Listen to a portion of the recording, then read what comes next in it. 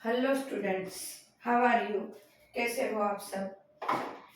आज हम करते हैं प्रैक्टिकल एग्जाम के वाइवा की प्रिपरेशन। वाइवा की प्रिपरेशन में क्या होता है? वैसे तो वाइवा का नाम सुनते ही हम लोग डर जाते हैं कि अगर वाइवा में क्या पूछेंगे, क्या नहीं, कैसे करेंगे। बट डरने की कोई बात नहीं। हमने जो प्रैक्टिकल किया है और जो हम पढ़ रहे हैं थियरी में, उनमें से ही क्वेश्चन होते हैं।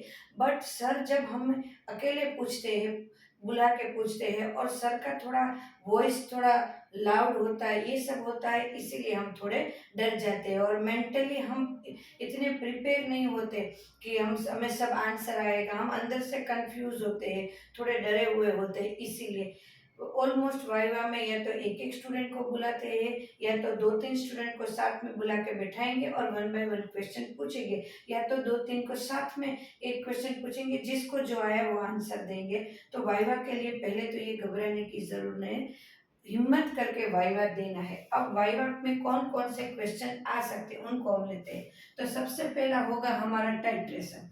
टाइट्रेशन में से कौन से क्वेश्चन हमें वाइवा में पूछ सकते हैं? तो सबसे पहले है FeSO4 NH4 ट्वाइस SO4, मतलब मोहार सोल्ट को मुझे 250 ml बनाना है तो कितना लेना पड़ेगा अमाउंट? तो कि 4.9 ग्राम लेना पड़ेगा। उनका मोलिकुलर मास पूछ सकते हैं।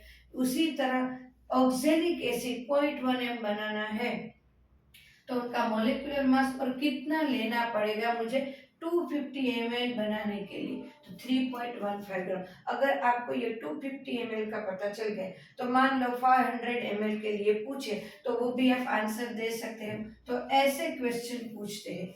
फिर उसके बाद आपने जो प्रैक्टिकल किया है उसकी इक्वेशन पूछ सकते हैं। कितने इलेक्ट्रॉन इधर से उधर हो रहे हैं वो, जैसे कि Fe+2 में से Fe+3 हो रहा है, कितने इलेक्ट्रॉन कम हो रहे हैं, किसका ऑक्सीडेशन हो रहा है, किसका रिडक्शन हो रहा है, ये पूछेंगे। सब कुछ आपको आता ही है, हमें पता है आपको सब कुछ आता है, पर उस टाइम हम भूल जाते हैं तो ये पूछेंगे। देन एक प्रैक्टिकल हमारा ये जो है ऑक्जेलिक एसिड। तो ऑक्जेलिक एसिड जो है उसको क्यों हीट करते हैं 50 to 60 डिग्री में? तो जो आप मेरे पहले के वीडियो सारे प्रैक्टिकल के वीडियो देखोगे ना तो उसमें ये सब पता चल जाएगा। मैंने सब एक्सप्लेन करा हुआ है, ये सारा का सारा वीडियो अच्छे से दो तीन बार आप देख लेना। जब हर बार देखते जाओगे ना तो आपको सब कुछ जो वाइवा में पूछने वाले हैं ना सब कुछ उसमें मिल जाएगा कि ऑक्जेलिक एसिड वीक एसिड है तो उसको स्ट्रॉन्ग बनाने के लिए हम उसको थोड़ा हीट करते हैं केमेनोफोर के सामने। केमेनोफोर है वो बहुत ही स्ट्रॉन्ग रिडक्शन करता है, इसीलिए उसको सामने ऑक्जेलिक एसिड वीक पड़ रहा है। ये इसकी फॉर्मूला भी पूछ सकते हैं। आपको पायलोट रीडिंग क्या है वो भी पूछ सकते हैं। फिर टाइट्रेशन की बात है तो इक्वेशन के बारे में पूछ सकते हैं। इक्वेशन लिख लिख के दो वैसा पूछ सकते हैं। पूरी रेडॉक्स रिएक्शन क्या आ सकती है वो पूछ सकते हैं, जो आप लिखने ही वाले हो। तो आप घबराने की जरूरत नहीं, जो करा है उसमें से पूछेंगे।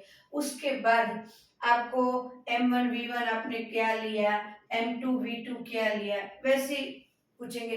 ये तो कुछ नहीं पूछेंगे तो ये पूछेंगे फर्स्ट पेपर जो गया हमारा, मतलब कि हमने टाइट्रेशन कर दिया, उसमें आपका आंसर क्या आया था, तो आपको वर्बली याद है कि नहीं याद है वो भी पूछ सकते हैं। मैं जब एग्जाम लेने जाती हूँ तो मैं वैसा पूछती हूँ कभी कभी कोई स्टूडेंट को, क्या आपने जो भी पहला प्रैक्टिकल किया उतना उसका लास्ट आंसर क्या आया है, इसका मोलिकुलर मास क्या है, तो इस तरह से पूछेंगे। कोई हार्ड क्वेश्चन नहीं पूछेंगे, सब कुछ इजी रहेगा। अगर पढ़ के गए होगे तो सब कुछ इजी।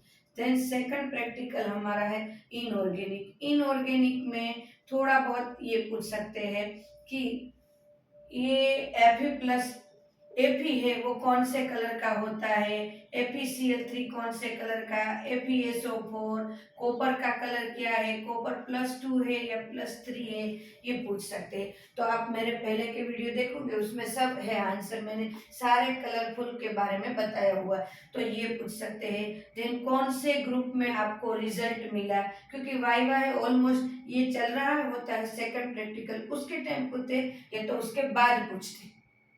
तो ये पूछेंगे कौन सा ग्रुप आपको आया। मान लो आपने ये बताया कि मेरा सेकंड ग्रुप आया, तो सेकंड ग्रुप में कौन कौन से है, कॉपर +2, पीबी +2। आपके कोर्स में ये है सिलेबस में, तो ये 2 है। आपको कलरफुल आया था तो ये है। अब मान लो किसी को पीबी आया, तो पीबी की कंफर्मेशन टेस्ट आपने किसके साथ की वो पूछेंगे। तो जिसके साथ की होगी वही बताना है, कोई घबराना नहीं है। पीबी की केआई के साथ की है, तो अब आंसर क्या, जो आपको पीपीटीज मिलेंगे वो किसके पीपीटीज मिलेंगे, तो आपको किसके पीबीआई टू के पीपीटीज मिलेंगे। बराबर, तो ये पूछ सकते हैं पीबीओ2 होता है।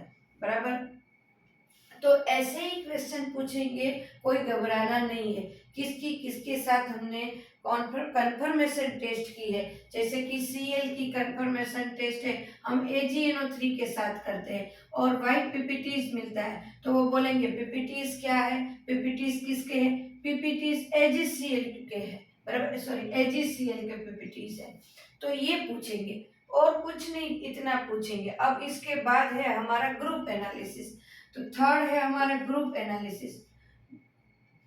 ग्रुप एनालिसिस में हमें क्या पूछ सकते हैं कि आपको कौन सा ग्रुप आया, आपको एसिड ग्रुप आया है तो कौन सी टेस्ट करी है, वो क्यों बबल्स देते हैं, टेस्ट करी आपने NaHCO3 के साथ टेस्ट करी तो क्या मिला, तो CO2 रिलीज हुआ, उसकी वजह से बबल्स आए हैं। तो जो आप प्रैक्टिकल करते हो वही, और जो पढ़ के जाने वाले हो, ये तो मेरे सारे वीडियोस देखने के जाने वाले हो, तो उनको ये मेरे ख्याल से इजी रहेगा। हर एक के पूछेंगे, जैसे FeCl3, अभी आपने FeCl3 की ग्रुप एनालिसिस में कोई टेस्ट की होगी, तो उनका कौन सा कलर आया है, कौन सा कलर और कौन कौन सा कलर आ सकता है, यही पूछेंगे, कुछ घबराने की जरूरत नहीं है। देन है फूड एनालिसिस। फूड एनालिसिस में आपको अगर ऑयल देते हैं तो ऑयल के बारे में तो आप इजीली पता, क्योंकि 2 लेयर अलग होते हैं इसलिए पता चल गया, या तो उसमें भी आपको एल्डिहाइड कार्बोक्स कार्बोक्सिलिक दे सकते हैं, मतलब कि कार्बोहाइड्रेट्स दे सकते हैं। तो कार्बोहाइड्रेट्स की आपने कौन सी टेस्ट की, फेलिंग टेस्ट की, उनमें क्या आंसर आया, वो कैसे उनके लिए फेलिंग टेस्ट करते हैं, तो हमारी थियरी में आती है एल्डिहाइड फेलिंग टेस्ट दिखाता है। तो उसके लिए कोई ऐसा टेंशन लेने की जरूरत नहीं, ऑलमोस्ट मैंने सब बता दिया। इनऑर्गेनिक के कौन से ग्रुप में आता है और कौन से ग्रुप में आपने कौन सी कंफर्मेशन टेस्ट की, वो अगर नहीं आता तो भी कुछ घबराना नहीं है, तो शांति से बैठना और कहना है कि सर मुझे इसका आंसर नहीं समझ में आ रहा है कि क्या है। या तो आप सर फिर ऐसा भी पूछ सकते हैं कि कोई बात नहीं, आपको कुछ अपने हिसाब से प्रैक्टिकल में किया हुआ है वो आता है तो आप अपने हिसाब से दे सकते हैं। तो आपने जो प्रैक्टिकल करा है उसमें से कोई कैलकुलेशन का है, ये ग्रुप का है, फूड का है, ग्रुप एनालिसिस है, जो भी जिसका भी कोई आंसर आता है वो आप पॉइंट लेके बोल सकते हो। थियरी के भी क्वेश्चन पूछ सकते हैं, बट इतने नहीं, जो प्रैक्टिकल में रिलेटेड है वही थियरी के क्वेश्चन पूछेंगे। सो डोंट वरी, अच्छे से ही सबकी ये वाइवा एग्जाम जाएगी, क्योंकि इसमें कोई टेंशन लेने की जरूरत नहीं। 2-3 बार अपने जो मैनुअल है उसको 2-3 बार अच्छे से पढ़ लो, उसी में से सारे आंसर मिल जाएंगे, और मेरे वीडियोस देख लो उनमें से सारे आंसर मिल जाएंगे। तो वाइवा के मार्क्स आपके पॉकेट में ही है, उसमें चिंता करने की कोई ज़रूरत नहीं है। Then all the best students exam के लिए। Thank you.